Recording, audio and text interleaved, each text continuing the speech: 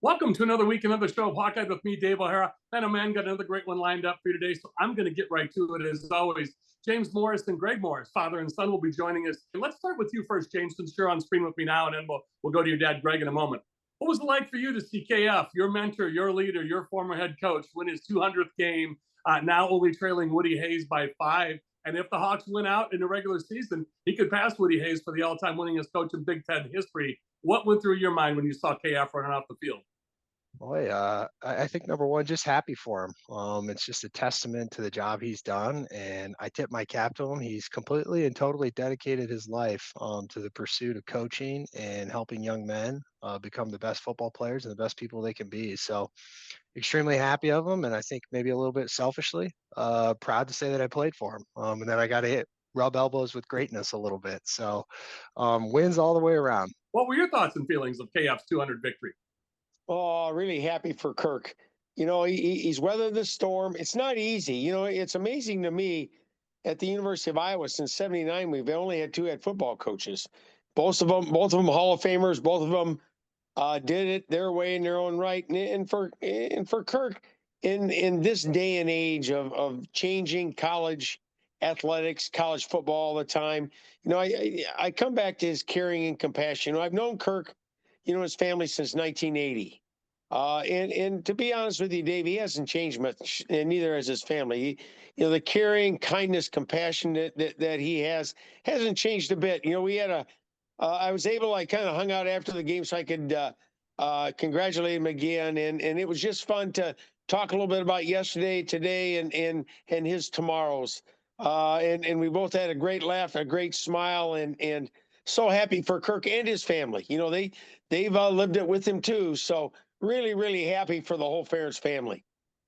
Well, Greg, I want to go here, and I'll probably embarrass you, but that's okay because this is a great story, and you can go into as much detail. But when you married James's mom a little over 20 years ago, it was interesting to me that you had the wedding at Kirk and Mary both said, no, you guys get married here. I think that tells you what you just said about what a closeness you have with Kirk Ferentz and how great that is that even though you're somewhat retired, you're still helping out with the program, working on the visitors, that pink Hayden Fry locker room. You're still preparing that and cleaning up with that, you and your staff. I just think the ties that you still had to this program, and personally to Kirk Ferentz, but Phil Parker. Yes, I know your son played at your son played at Iowa, with Phil and Kirk Ferentz. But I still think that relationship all these years ago, that had to really have a special place in your heart. I wanted the viewers to know how special that relationship is with you and Coach Ferentz. Yeah, Dave, as I stood there on Saturday, watching the game unfold, you just beam with happiness for him. College football today isn't easy. I would say not that it ever was, but the changing landscape almost daily, and the fact that Kirk has weathered it.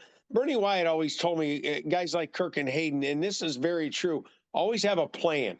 They don't go into any day without an idea what we need to do to get better.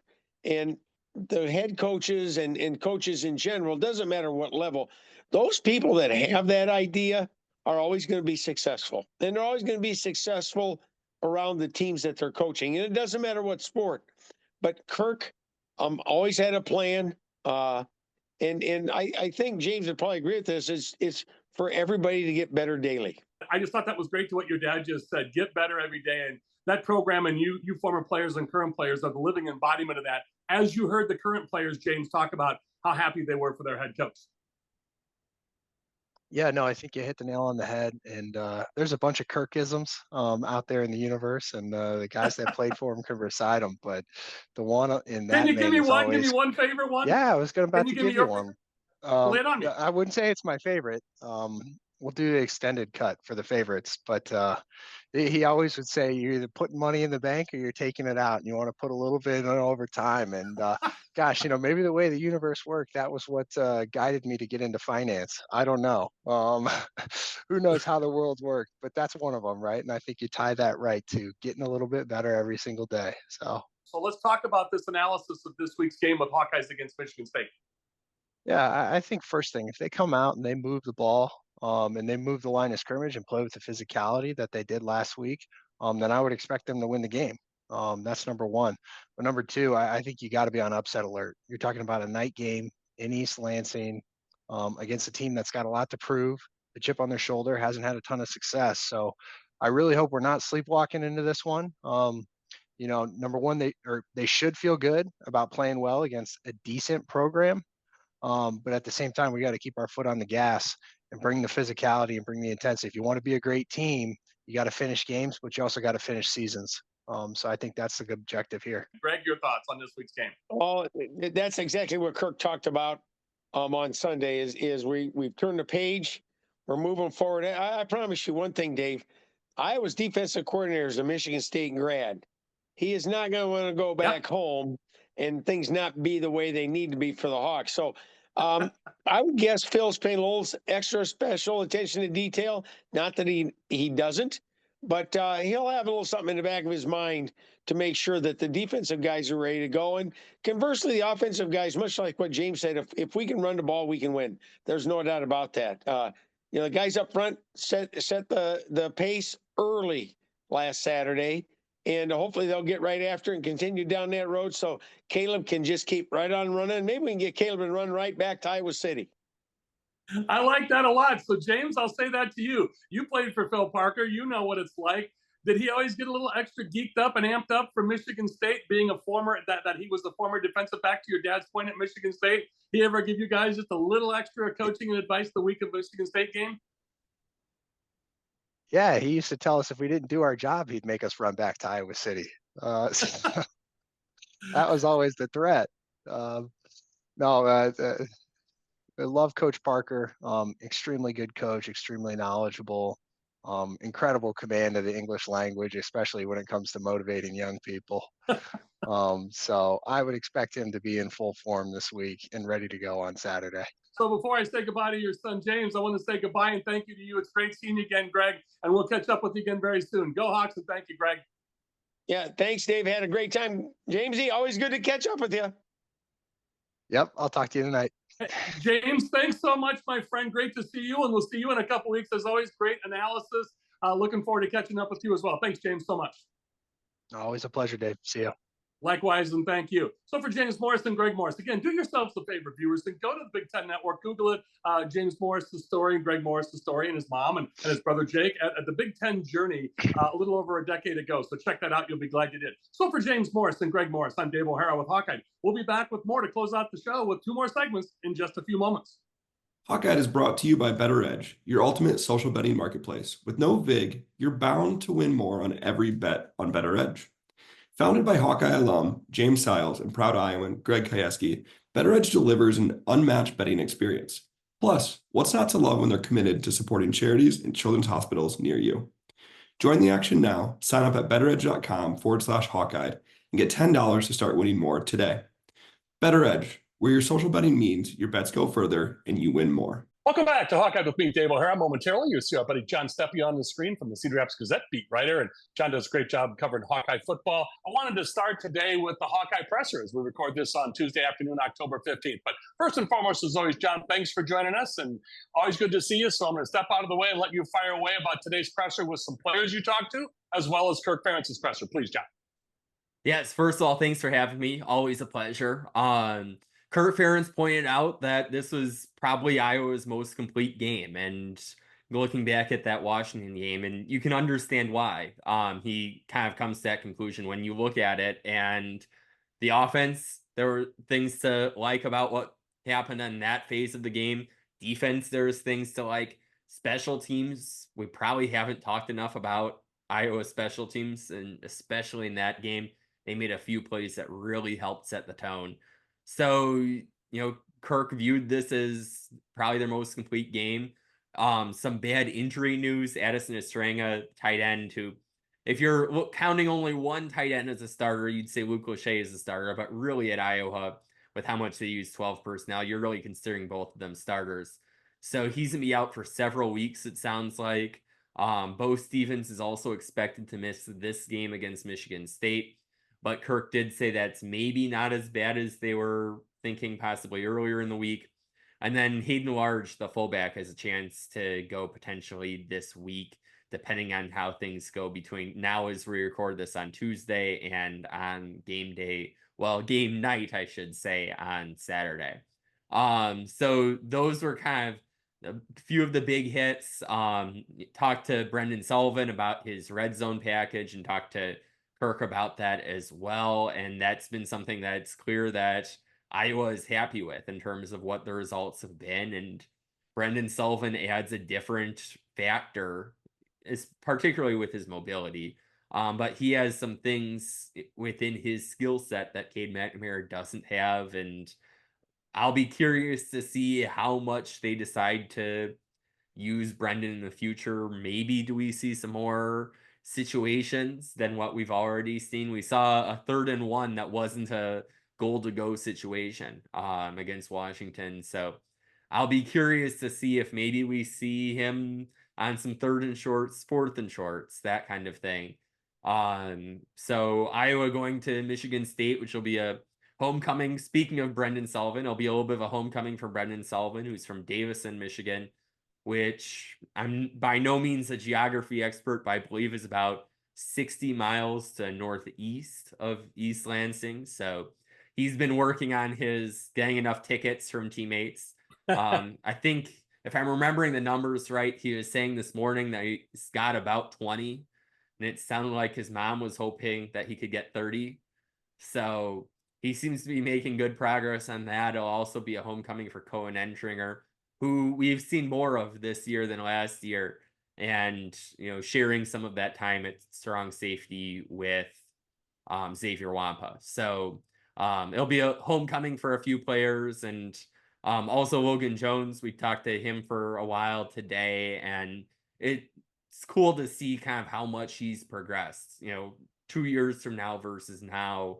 And you're seeing a lot more confidence from him now that he's a 3rd-year starter on the offensive line versus kind of getting thrown into it in the spring of 2022. And then good luck in the fall, you're replacing Tyler Linderbaum. But you look at it, and that's been another positive for this Hawkeye team right at the midway point of the season here. 6 games done, 6 games to go.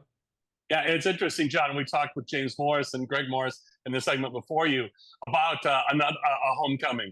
Phil Parker, former Michigan State defensive back, and James always said, yeah, there was always a little extra coaching and a few extra words during Michigan State week. So yes, national television kick, 6:30 on NBC, the Big Ten Saturday night. Hawks 4-2, 2-1 in the conference. Of course, coming off that huge victory, and again, celebratory for Kirk Ferentz. Again, James Morris and Greg Morris's comments on Kirk Ferentz, the segment before you, getting his 200th victory, now only trailing Woody Hayes in the Big Ten with 205 with Woody Hayes. Kirk Ferentz with 200 if the Hawks close out the regular season 6-0 the rest of the way. He will have that record solo. So that's interesting. A lot up in the air on that when you talk about what could happen, what will happen. But then also Michigan State, 3-3, John, and 1-2 in the Big Ten. Intriguing what's gone on there in the last couple of years. And I'm not going to dredge up all the stuff, but with a coaching change, coaching regime, a lot of off-field stuff going on there administratively, but then also some players having some stuff going on and off the field. Again, I'm not going to get into all that. But this has been a program in transition, to say the very least, and they're going to want to put their best foot down. So the Hawks, as James Morris assured me, won't be looking ahead, as we know in the Kirk Ferentz coaching years. That's not something they generally want happening. No program does.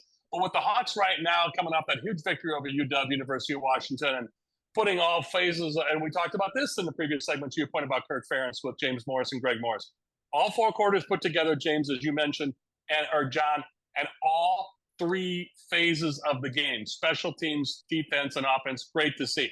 I want to highlight a few other pieces of great work you've done. And again, viewers, I want to remind you, John has some great stuff upcoming in the Gazette about Clarissa Chen and the wrestling program. They did their presser day again as we record this on Tuesday afternoon, October 15th. But John, let's talk about another piece you put together last week, and I thought it very well done, as always, on Caleb Brown. What a mercurial path. What a story. I don't wish anything but the best for this kid. But you talk about turmoil on and off the field, and also LeSean Williams. But you wrote specifically about Caleb Brown. Could you take us inside that column just a little bit for us, please, John? Yeah, it's been interesting to see. Caleb Brown arrived in May 2023. He was a much ballyhooed recruit from the transfer portal. I think there's a lot of fan expectations, and understandably so. You know, you look at what Iowa had experienced in the years before, and okay, a couple months earlier, they got a quarterback from Michigan, and then they got a wide receiver from Ohio State. There's some reason for optimism there. But then the results just didn't quite translate. And you look at it, he had a slow start in terms of getting opportunities in 2023. Didn't have any receptions in the month of September or October. Then had a productive November where you started to see maybe what, the reason why Ohio State offered Caleb Brown in the first place. And then, off season, and of course last year too, he had the game where he was out for personal matters. Kirk Ferentz said it. And then fast forward to this off season, and he faces the alleged OWI charge from the summer from the downtown Iowa City Block Party weekend. And, that comes with a 1-game suspension, and he never seemed to really fit with this 2024 offense. John Steppe, AP voter, as well as a very fine beat writer of the University of Iowa Hawkeyes for the Cedar Rapids Gazette, Gazette.com. Check it out. You see all of John's information at the bottom of the screen, social media links and everything else with his great handiwork. Check him out online or in print. John, always appreciate you joining us. Look forward to catching you up with you in a couple of weeks. Thanks so much. Thanks. Always a pleasure.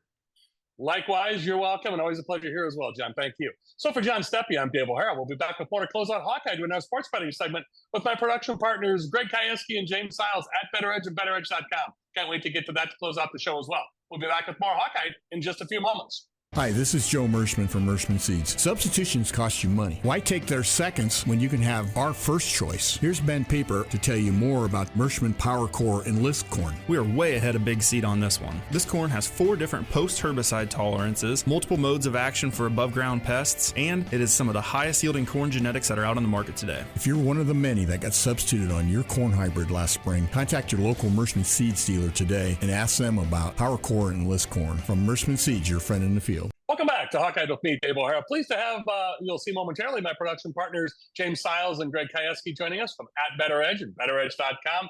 Different than going to a sports book or an app with a sports book where you're not paying the VIG or the house or the juice, whatever phrase you want to put on it.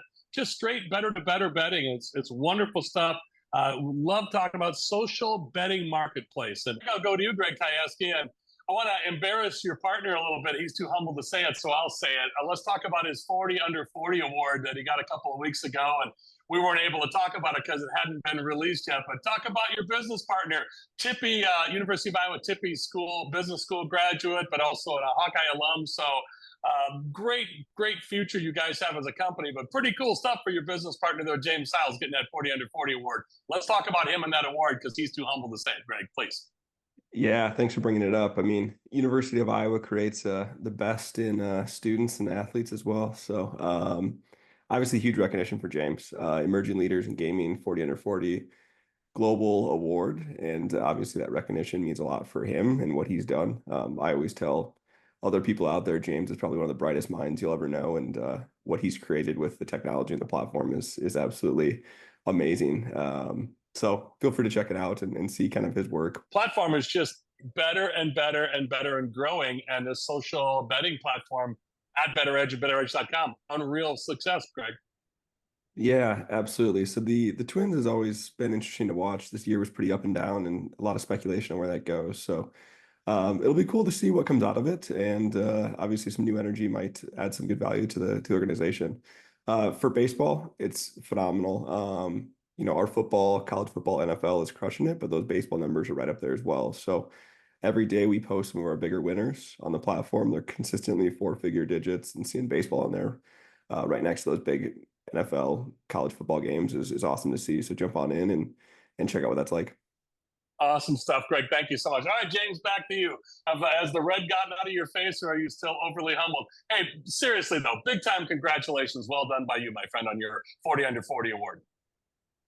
Well, thanks, Dave. And yeah, Greg isn't going to say it about himself, but Greg is more than deserving of that award and more. So, it's been a pleasure working with him. And all the people in this industry and getting to know the industry a little more and more, it gets me more excited to continue to work in the gaming industry. And so I was very humbled to be recognized, and, it just gives me motivation to keep pushing forward and keep pushing this company forward as well. So.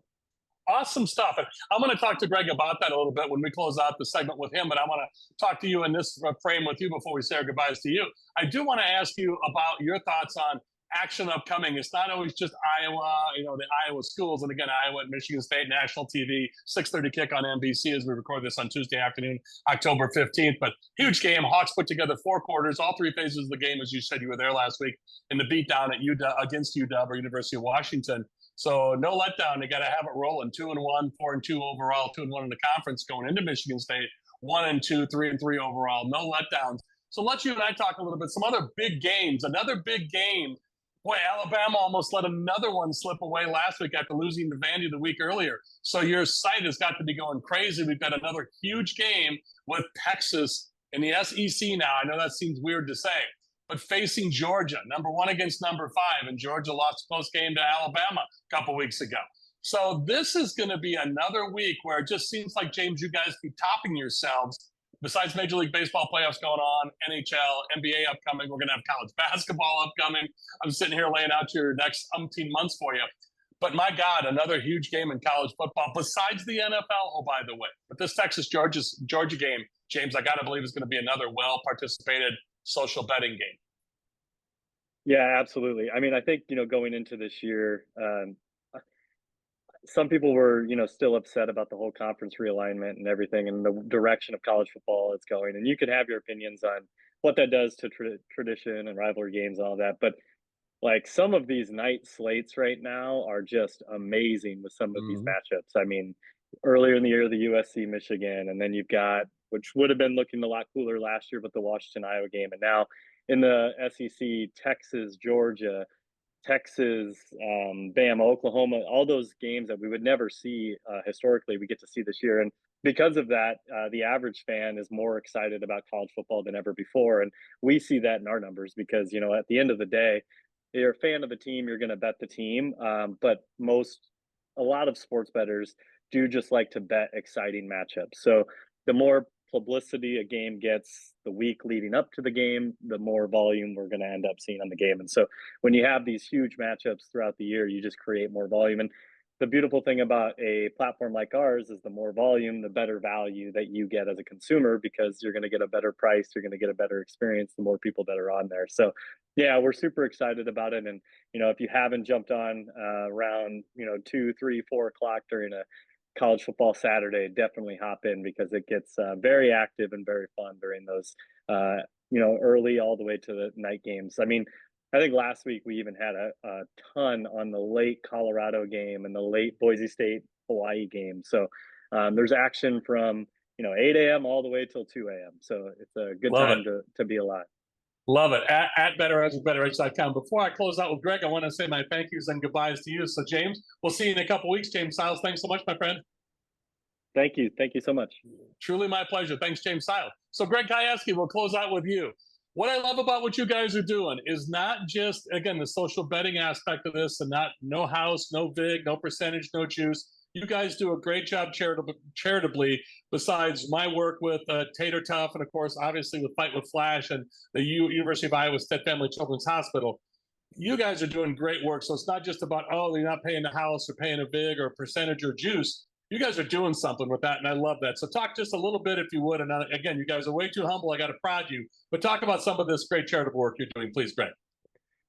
Yeah, so early on, we realized that there's a lot of education that needed to happen with sports bettors to understand how much they were winning more on BettorEdge and savings. So if you bet $100 on the Hawkeyes, you'll look to win $4 or $5 more over a sports book. So we said, hey, how do we expose that and give that back to users and put it in the forefront? So that is perfectly done by partnering with charities, children's hospitals, Folds of Honor, different great causes out there, and saying, hey, you save $5 on this bet, you want to donate that to a great cause. So that's done wonders for us. We donated over $10,000 to Chad Greenway and added multiple charities as well. So excited to see that continue to grow and do good things in the community. That's great to hear. A former Hawkeye great and Chad Greenway, that's for sure. Former Iowa Hawkeye linebacking great, and also Minnesota Viking NFL linebacking great. Greg Kajewski, I already said my goodbyes to James Seils. Thank you and goodbye to you, and I'll see you in a couple weeks. Thanks so much, Greg. Thanks, Dave. Appreciate it. Truly my pleasure. You're welcome, and thank you. So for James Seils, Greg Kajewski at BettorEdge and BettorEdge.com, also to John Steppe with the Gazette, Hawkeye beat writer, and James Morris and Greg Morris, the father-son tandem. James, of course, former Hawkeye linebacking great, and Greg, of course, Greg Morris, former equipment manager for Hawkeye football, still helping out in his retirement with Hawkeye football. Great stuff from those guys as well. And thanks to you, the viewers, as always. For Hawkeye, I'm Dave O'Hara. That's all from us. Thanks to all of you.